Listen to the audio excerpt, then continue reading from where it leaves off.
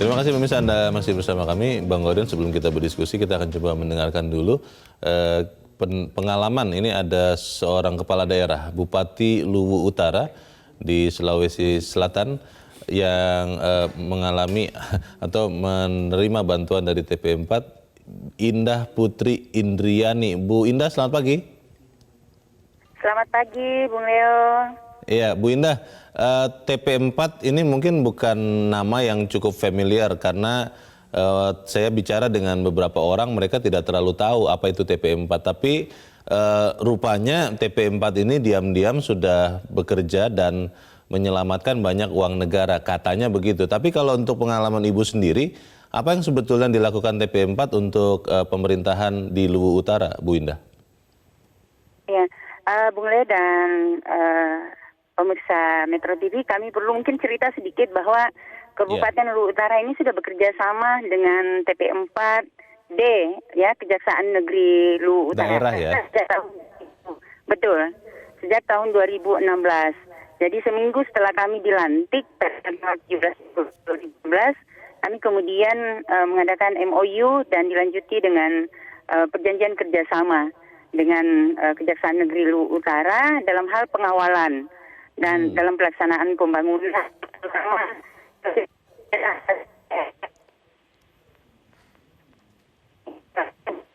Ya, pada saat saya menjabat wakil bupati, begitu banyak kegiatan prioritas kita itu menemukan kendala di dalam pelaksanaannya.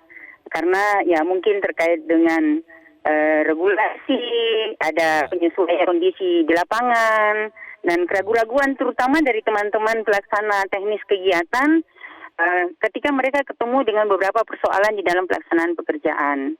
Nah, kehadiran TP4D dalam mensupervisi, kemudian memberikan pertimbangan hukum,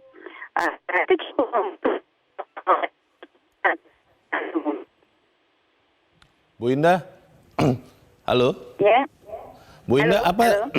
apa persisnya yang dilakukan TP4D itu, Bu, untuk membantu pemerintah Kabupaten Luwu Utara yang Ibu pimpin?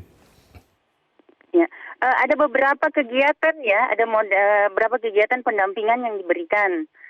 Pertama, mereka melakukan memberikan penjelasan terkait regulasi tentang bagaimana pengadaan barang dan jasa.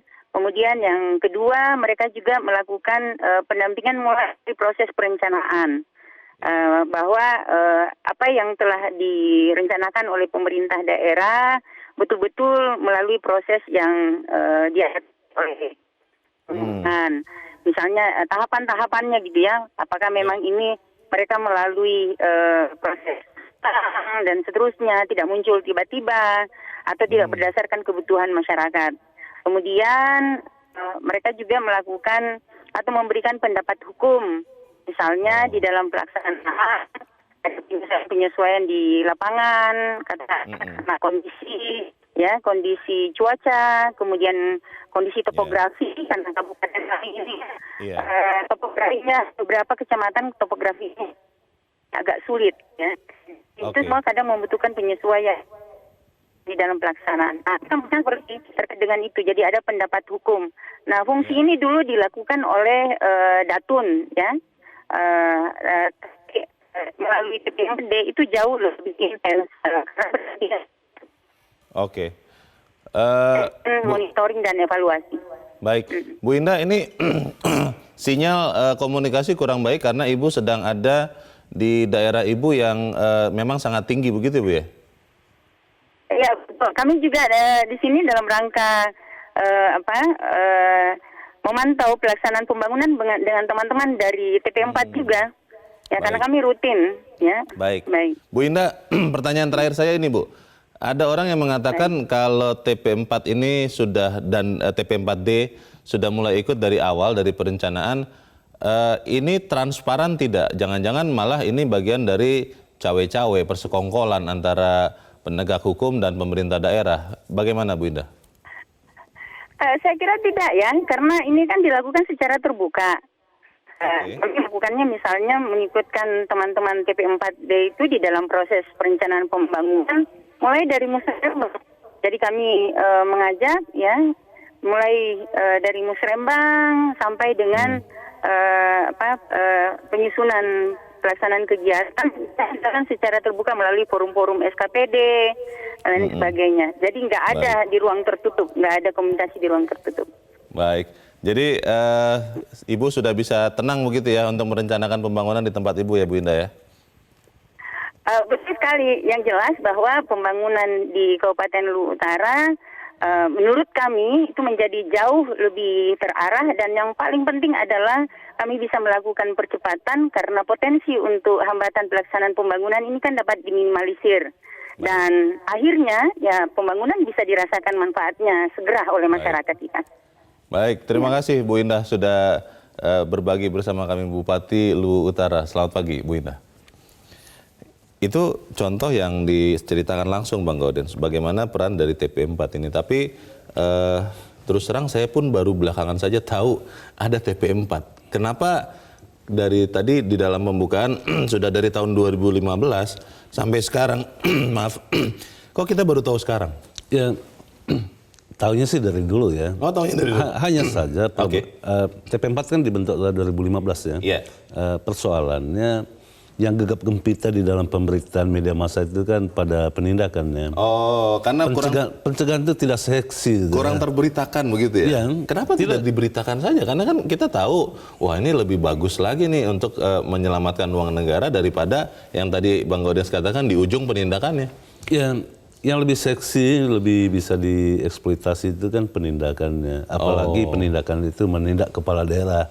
Lagi ngapain gitu ditangkap misalnya. Walaupun di dalam beberapa kasus operasi tangkap tangan disebut tangkap tangan padahal tidak gitu loh. Tidak di tangan. Tidak sedang berbuat tangannya begitu tangannya. Ya. Tangannya tidak sedang berbuat sesuatu. Tetapi misalnya orang lagi tidur atau apa ditangkap dan itu dinyatakan sebagai operasi tangkap tangan. Itu kan sesuatu yang aneh gitu. Tapi OTT tetap perlu. Tetap perlu, tetapi jauh lebih perlu itu pencegahan. TP4 itu dari 2015 sampai Juni ya. Juni 2019 itu mengawal 14.378 kegiatan dengan nilai anggaran itu 947 triliun dan 40 miliar US dollar. Wow. Begitu banyaknya dana yang bisa berpotensi untuk diselamatkan. Bayangkan kalau tidak ada TP4, apa jadinya proyek itu? Nah, TP4 itu memastikan proyek itu berjalan sebagaimana mestinya dan mutunya dan kemanfaatannya bagi masyarakat. Atau dengan kata lain, penegakan hukum yang dilakukan oleh Kejaksaan Agung itu lebih menitik beratkan pada kemanfaatannya bagi masyarakat. Gitu. Pertanyaannya adalah begini, kalau memang efektivitas TP4 ini begitu rupa, kenapa baru belakangan ini kita sudah bekerja dari tahun 2015, tapi kenapa baru belakangan ini kita seakan-akan mengetahuinya begitu, Bang Gauden? Harus jujur dikatakan ada kesadaran baru di tengah masyarakat ya, yang tadinya euforia dengan penindakan tiba-tiba kok berpikir benar nggak sih penindakan ini? Ada beberapa pertanyaan terkait penindakan misalnya, kok penangkapan orang selalu malam hari gitu ya? Barang buktinya tidak pernah ditunjukkan kepada publik gitu ya? Pada saat ditangkap tidak pernah ditunjukkan barang buktinya. Bukan pada saat bersamaan begitu ya? Iya, gitu. Apakah benar jumlahnya apa yang diambil sama yang diumumkan? Ini kan banyak sekali pertanyaan. Karena itu orang mulai berpikir kenapa tidak pada pencegahan. Memang pencegahan itu berjalan di dalam sunyi dan jujur dikatakan pencegahan berjalan di dalam sunyi itu pilihan yang cerdas. Karena apa? Dia bekerja dengan hatinya. Kalau penindakan yang lebih mengutamakan riuh ya, mengutamakan drama gitu ya. Itu kan di dalam editorial disebutkan ada banyak sekali orang-orang yang numpang tenar ya, pansos jadinya. Bagaimana kalau saya melihat ini, kalau saya boleh analogikan dengan film movie, kenapa film action itu kayaknya lebih banyak atau lebih disukai daripada film drama? Kalau saya bilang TP4 ini bekerja dalam drama. Bagaimana menjadikan masyarakat kita juga menyukai film drama? Nanti akan kita bahas di bagian berikutnya, dan pemirsa tetap bersama kami. Editorial Media Indonesia segera kembali.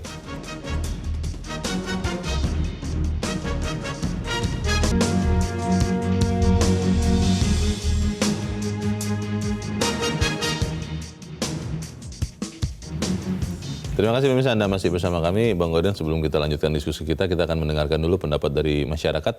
Kita sudah terhubung dengan pemirsa Metro TV di Solo, Jawa Tengah. Ada Pak Bambang Sabtono. Pak Bambang, selamat pagi. Selamat pagi Metro TV, selamat pagi Indonesia. Selamat pagi Pak Bambang. Silakan Pak, pendapat Anda Pak.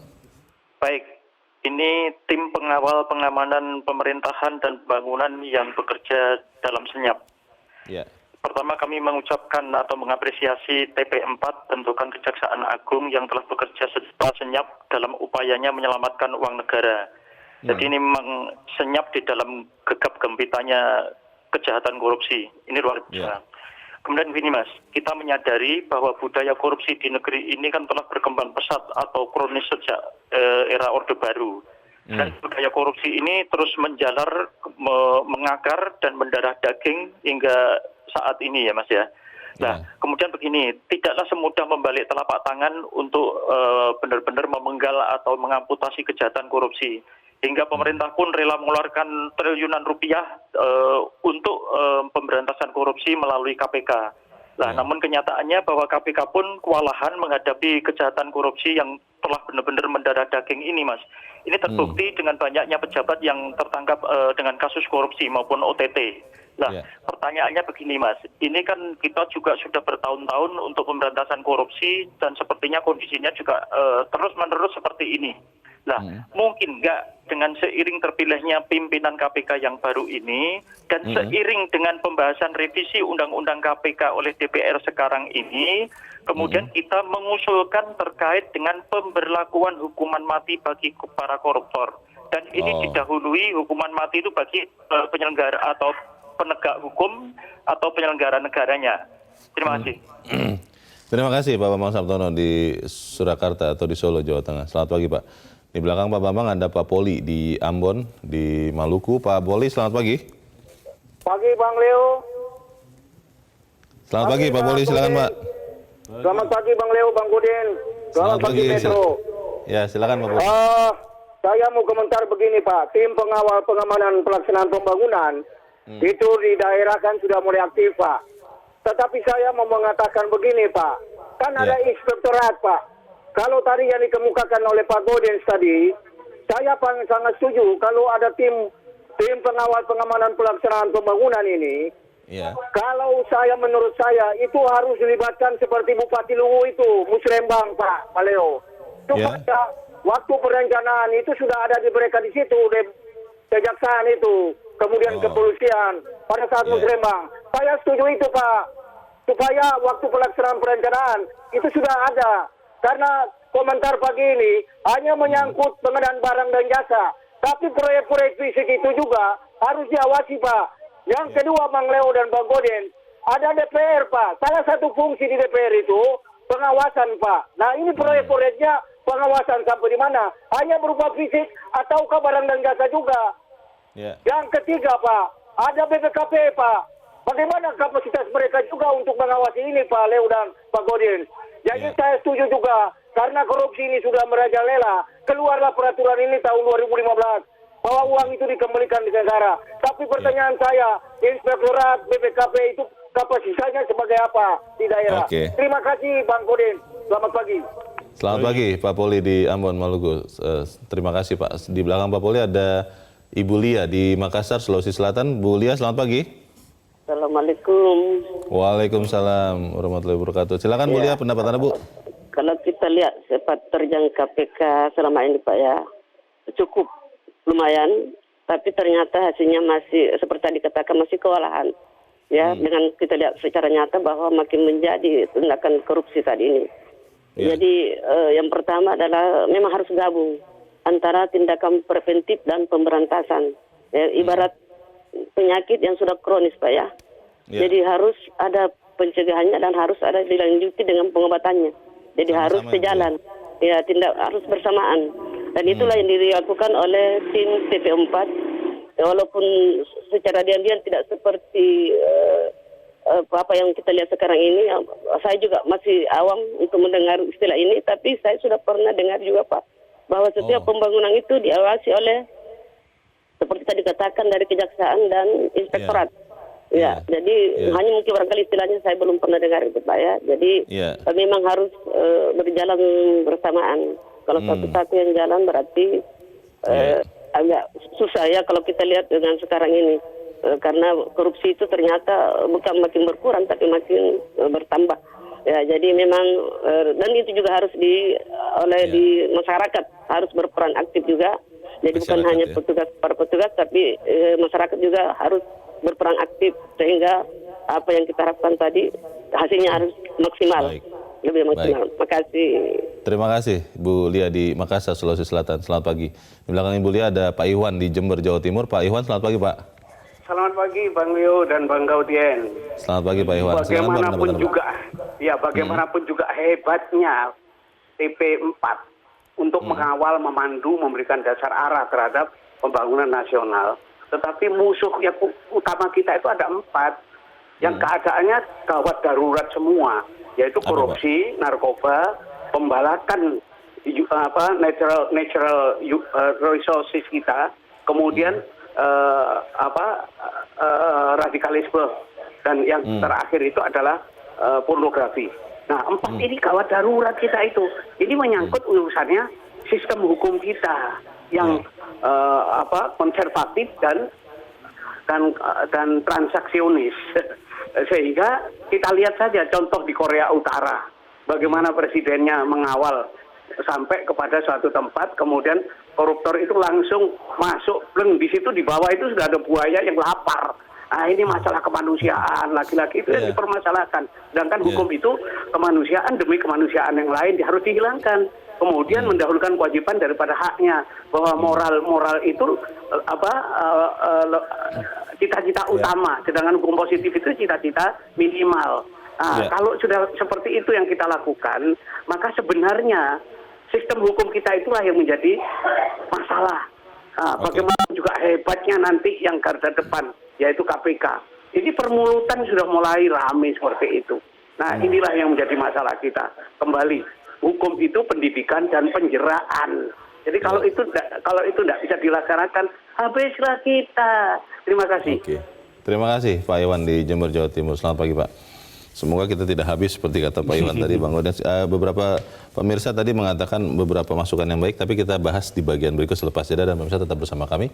Editorial Media Indonesia segera kembali.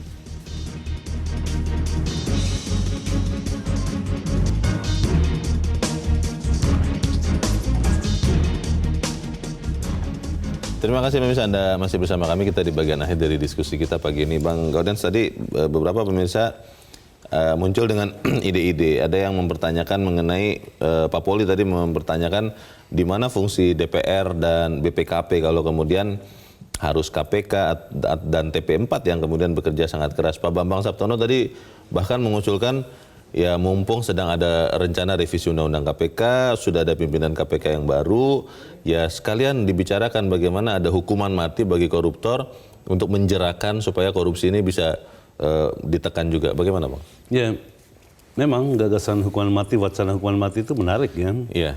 Tapi apakah hukuman mati itu efektif atau tidak? Saya harus katakan tidak efektif. Orang tidak takut mati kok, yang ditakut itu hidup. Takutnya hidup? Ya, karena itu korupsi dia. Oh, yang mereka takutkan korupsi untuk hidupnya kan? Hidup dan miskin begitu ya? Atau hidup dan kurang begitu ya? Itu ya, takut hidup, takut miskin, itu yang mestinya diterapkan pemiskinan koruptor, bukan hukuman mati. Sama seperti hukuman mati dalam bidang narkoba gitu.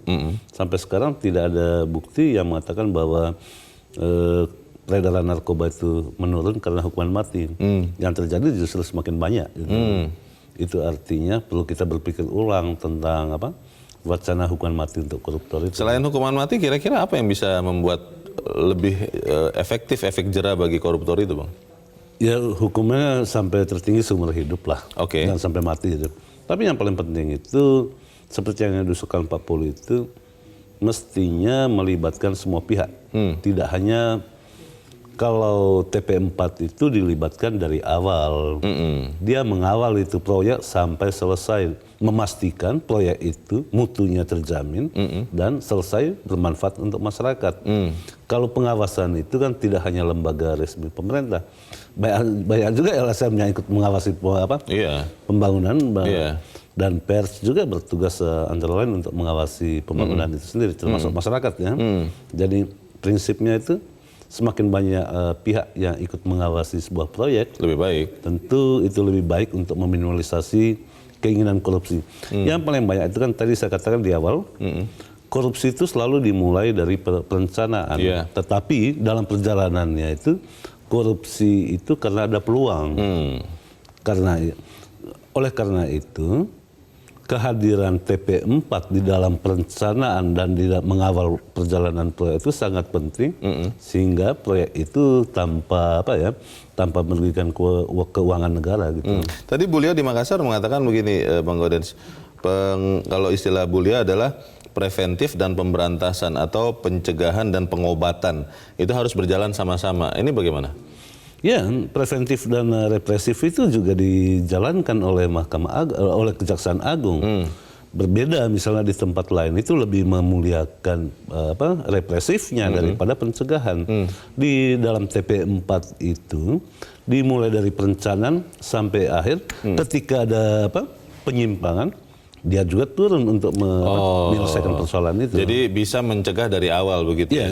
Pertanyaannya bagaimana dengan sikap dari masyarakat kita, Bang? Karena kalau terhadap pemberantasan korupsi kelihatannya lebih senang dengan yang terlihat dramatis, penangkapan, kemudian penunjukan bukti, operasi tangkap tangan itu kan memang lebih menggetarkan begitu, lebih membuat kita deg-degan daripada operasi senyap untuk pencegahan ini. Gambarnya saja juga mungkin tidak menarik, Bang Gaudens. Ya betul sekali. Tentu masyarakat diuntungkan dari asas kemanfaatannya. Seperti yang terjadi di Kabupaten Luwu Utara, itu kan ada peningkatan dari 2016 ke 2017, 2018 sampai sekarang itu ada peningkatan signifikan pada laju pertumbuhan ekonomi. Laju pertumbuhan ekonomi karena apa? Karena seluruh proyek yang direncanakan itu berjalan sebagaimana mestinya. Jadi masyarakat menikmati kemanfaatannya. Pertumbuhan ekonomi di Luwu Utara bisa sampai 6% lebih di atas pertumbuhan nasional. Dan itu semua sedikit banyak karena TP4 itu? Ya. Karena TP4 itu, kalau cerita Bupati Luwu Utara itu kan sekarang dia bisa tidur nyenyak gitu ya. Kalau pejabat-pejabat sebelumnya itu menceritakan susah tidur karena apa? Karena sedikit-sedikit dipanggil, sedikit-sedikit dipanggil gitu ya. Sekarang perencanaan proyek itu melibatkan kejaksaan dari awal sampai akhir, dia tidur tenang gitu. Bagaimana dengan TP4 ini, Bang? Karena kelihatannya yang didukung adalah yang terlihat gegap gempita. Apakah kemudian TP4 ini juga harus keluar dari kesenyapannya supaya masyarakat mendukung dengan lebih lagi? Ya memang agak sial nasibnya TP4 ini ya. Sudah bekerja begitu keras, berhasil mengamankan proyek-proyek strategis, banyak uang negara yang diselamatkan, hampir 1.000 triliun yang bisa diselamatkan, tetapi yang dipuja-puja itu yang bekerjanya sedikit, tetapi membuat sensasinya begitu besar di dalam penindakan. Jadi menurut saya TP4 itu tetap bekerja, walaupun tidak tenar gitu ya, tetapi dia bekerja dengan hati, bekerja dengan tulus, membantu masyarakat. Itulah yang disebut hukum itu punya kemanfaatannya bagi masyarakat, bukan sensasinya. Oke, semoga aparat penegak hukum benar-benar ingat kepada janjinya dan tidak melenceng juga di dalam pelaksanaannya. Begitu ya, Bang Gaudens ya? Ya betul sekali lah. Janjinya itu kan menjalankan undang-undang, bukan janji. Ketika sumpah itu kan sumpah untuk menjalankan undang-undang. Tidak ada sumpah untuk ikut membuat undang-undang. Oke, semoga itu yang terjadi, Bang Gaudens. Terima kasih sudah di sini, Bang. Selamat pagi. Pagi loh. Pemirsa, saatnya paradigma pemberantasan korupsi diubah. Tinggalkan ukuran keberhasilan penegak hukum dari berapa kasus yang diangkat dan berapa orang dipenjarakan. Paradigma baru adalah keberhasilan diukur dari berapa potensi pelanggaran hukum yang bisa dicegah, juga berapa potensi kerugian negara yang bisa diselamatkan. TP4 Kejaksaan Agung sudah menggunakan paradigma baru itu, biarlah kita juga boleh menegakkan hukum tanpa perlu sensasi. Saya Leonard Samosir, terima kasih Anda sudah menyaksikan. Selamat pagi.